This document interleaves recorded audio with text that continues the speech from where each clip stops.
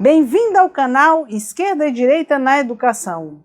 O objetivo do canal é discutir os fundamentos das teorias e práticas educacionais hoje.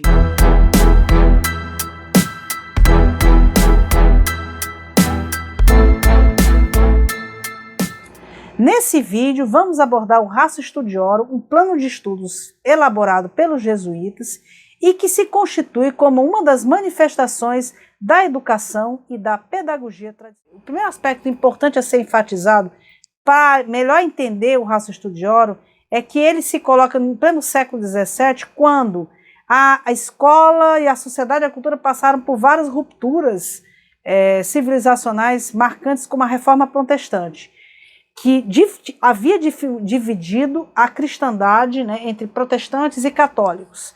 Então, a Reforma Protestante gera, no âmbito da Igreja, uma reformulação cuja culminância é justamente a ordem chamada Companhia de Jesus, que tem uma característica militar, extremamente hierarquizada, e que vai investir na educação, particularmente secundária e superior, para a formação de elites, como uma maneira de se contrapor e de realizar uma ofensiva da Igreja no sentido de reconquistar o seu lugar na cristandade. Um outro aspecto interessante é o fato de que já existia no século XVII uma percepção da infância como uma fase da vida com características diferenciadas do adulto. A criança não era mais considerada um adulto em miniatura. Aqui eu trago uma citação do Philippe Ariès, um livro interessante chamado História Social da Infância e da Família, que caracteriza exatamente essa mudança de um sentimento coletivo em relação à infância. A partir do século XVII, uma mudança considerável alterou o estado de coisas que acabo de analisar. A criança deixou de ser misturada aos adultos e de aprender a vida diretamente, através do contato com eles. Então a gente tem uma construção social da família moderna, junto com essa percepção da infância como uma fase distinta da fase adulta e que merecia cuidados particulares, cuidados em termos de formação, ao contrário da Idade Média, que estabelecia, que inseria as crianças indiferenciadamente numa comunidade de adultos e que na verdade não existia propriamente a infância, como também não tinha adolescência. Aos 12, 13 anos as meninas ficavam grávidas e assumir seus papéis de mães de família, e a mesma coisa acontecia com os meninos, seja para irem à guerra ou seja para serem artesãos, que eram as destinações mais comuns, mais possíveis na Idade Média. Mas aí, no século XVI em diante, você vai ter uma ideia de salvar almas. Você vai ter uma ideia de que a criança era um ser frágil que deveria ser protegido de um mundo considerado essencialmente ameaçador, de um pecaminoso, de um mundo permeado pelo pecado original. Então, o lugar ideal para a criança seria uma escola, um colégio, e um colégio internato sob estrita vigilância de pessoas ilibadas, com boa formação cristã, que era exatamente o que acontecia com o colégio jesuíta. Isso não aconteceu só com os jesuítas, ou só com os católicos. Aconteceu também, existiu o colégio moderno, toda uma estrutura disciplinar que não se conhecia antes, também do lado dos países protestantes. Eu selecionei a Ratio Studiorum porque foi uma configuração curricular muito bem sucedida, muito bem estruturada e que teve um impacto muito grande, inclusive, na história da educação brasileira. Porque você tinha o provincial, que ficava numa instância mais afastada, administrativa e hierárquica da igreja, mais afastada da escola, mas que tinha toda uma atribuição de formação de professores. Então, usando uma linguagem contemporânea, a gente poderia dizer que ele era o gestor, o macrogestor responsável pela formação de docentes dos colégios jesuítas. Abaixo dele vinha o retor, que era, no caso, o responsável pelo ensino como um todo do colégio jesuítico especificamente. Abaixo do reitor vinha o prefeito de estudos, que era responsável pela supervisão escolar dos professores, e finalmente embaixo vinha o prefeito de disciplinas, que se ocupava com que a gente poderia chamar hoje de gestão de autoridade. Abaixo disso vinham o que seriam os B10 e os alunos. Tinha também um currículo para o ensino secundário centrados na literatura, nas humanidades. O que seriam essas humanidades? Clássicos greco-latinos. Horácio, Vigílio, os latinos. Gregos, Heródoto, Tucídides, seriam historiadores gregos. Então, a leitura dos originais em grego e latim ocupava essa primeira parte dos estudos, que era propedêutica para a segunda parte dos estudos que vinha depois, de teologia e de filosofia. O Ratio Studiorum tinha também uma didática específica, ou seja, procedimentos didáticos de ensino. Ele incluía a preleção, que tinha a ver com aquele léxico que eu já falei no vídeo anterior, que era próprio do Trívio e Quadrívio, ou seja, um comentário sobre um determinado texto feito pelo professor. E depois ele tinha a memorização, como prática constante, por a razão também que eu já falei naquele outro vídeo, de que era raro a circulação do impresso.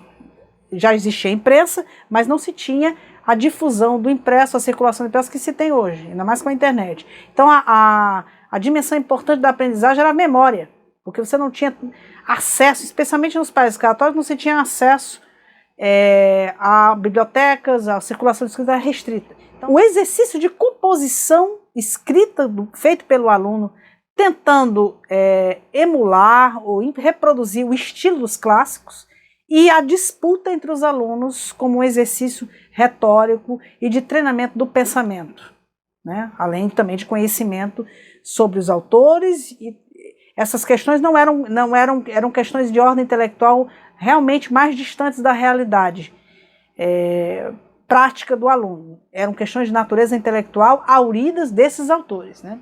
Então, a excelência do Ratio Studiorum era de compor uma estrutura geral para o ensino que incluía gestão, formação de professores, construção curricular, supervisão. Outro aspecto interessante, era esse foco dele nas humanidades, é que a história e a geografia, e mesmo o conhecimento científico que já existia naquele tempo, né, já tinha começado as primeiras manifestações da chamada ciência moderna, elas não entravam intensamente dentro do currículo escolar. Era um currículo focado na literatura clássica greco-romana. Isso eu estou falando na formulação que foi feita ainda no século XVII, não a que foi readaptada em 1832.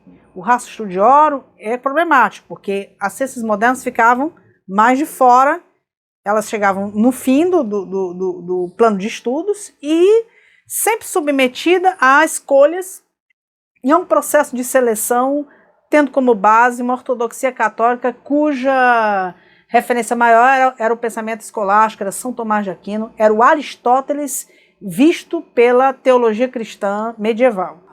A primeira classe era de língua e cultura latina. Então, qual era o objetivo? Desenvolver um conhecimento perfeito da sintaxe latina e rudimentos do grego. O tema das preleções era Cícero. Na segunda classe, com foco na sintaxe e o método, tinha-se como objetivo desenvolver um conhecimento perfeito de gramática, ler Júlio César em latim, assim como os poemas de Ovídio, e em grego, ler as fábulas de Esopo. Aqui eu coloquei um texto super conhecido da literatura latina, é Ovídio, aqui em latim, do lado esquerdo, e a tradução do lado direito. Obra acabei, que nem de Jove, a ira, o fogo e o ferro, ou tempo voraz jamais abolirão. Que venha o dia extremo que só sobre o corpo dispõe e cesse a minha duração incerta. Mas a parte melhor de mim será perene, alta estrela, e o meu nome indelével será. E onde o poder romano se estender na terra, pelo povo serei lido, e graças à fama, se é verdadeiro o vate, para sempre viverei. Então, isso é um texto canônico da literatura romana e era ensinado nas escolas secundárias com os jesuítas. A gente pode voltar para o Ratio Studiorum, isso é problemático, né? Como eu falei, era um currículo centrado nas altas humanidades greco-romanas, né? Se a gente tentasse retomar o Ratio Studiorum tal como ele era, não haveria nem professores para ensinar isso, porque quem hoje em dia sai dos cursos de letras, ou os cursos de história, ou dos cursos de sociologia, que estão dentro da escola secundária hoje, conhecem, dominam os clássicos, esses autores, inclusive porque esse ensino era feito em latim e em grego. um elemento curricular que desapareceu do currículo brasileiro desde os anos 60. Né? Então, nossos avós estudaram latim, que dá um conhecimento, favorece um conhecimento muito bom da estrutura da língua portuguesa. Então, o que nós poderíamos retomar do que seria interessante mesmo do Rastro de Ouro? Foco no esforço, os exercícios de repetição, quer dizer, educação tem muito a ver com a repetição, com exercício. Todo conteúdo que tem um procedimento envolvido, você tem que trabalhá-lo através de uma repetição.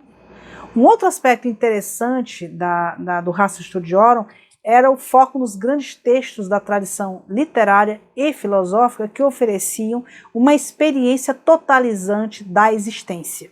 Ou seja, você não tinha acesso ao conhecimento fragmentado como acontece hoje, que tem a sociologia que faz um recorte, a antropologia que faz outro recorte, a química que faz outro recorte.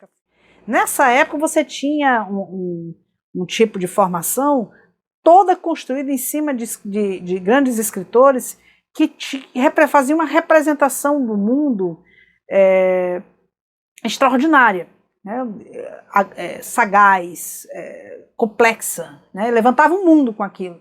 E isso dava uma trilha de pensamento para o aluno, isso dava um acesso a mentes privilegiadas, né? E ao que essas mentes percebiam como real, e abordando grandes questões para o homem, grandes questões da natureza e grandes questões da sociedade e da cultura. Então, retomar esses grandes textos daria grandes ganhos. Outro aspecto interessante que tem que ser retido é que, depois de 1832, o Rastro Studiorum foi revisto, depois que a ordem que tinha sido supressa no final do século XVIII ela foi restabelecida, e aí as literaturas nacionais entraram. Não era mais só as humanidades greco-romanas, mas também grandes autores feitos dentro da literatura espanhola, literatura inglesa, literatura brasileira, literatura portuguesa e assim vai.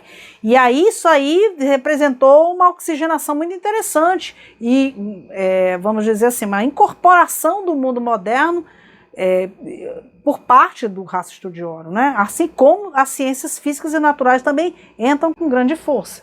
Aqui a gente pode analisar nessa frisa do tempo o conjunto da evolução do trívium e quadrívio até o Rastro Studiorum. Vamos lá. Platão no século V a.C., Aristóteles no século III a.C., Santo Agostinho no século IV depois de Cristo, aí depois no século XIII Abelardo, aí na Renascença a gente tem Erasmo de Roterdã, Baltasar Castiglione agregando os mais autores das humanidades greco-romana e também filosofia, até chegar ao século XVI, que se tem com Santo Inácio de Loyola, a Companhia de Jesus, que vai fazer a sua configuração particular do humanismo na forma do Rastro Studiorum. E, finalmente, em 1832, a revisão do Rastro Studiorum.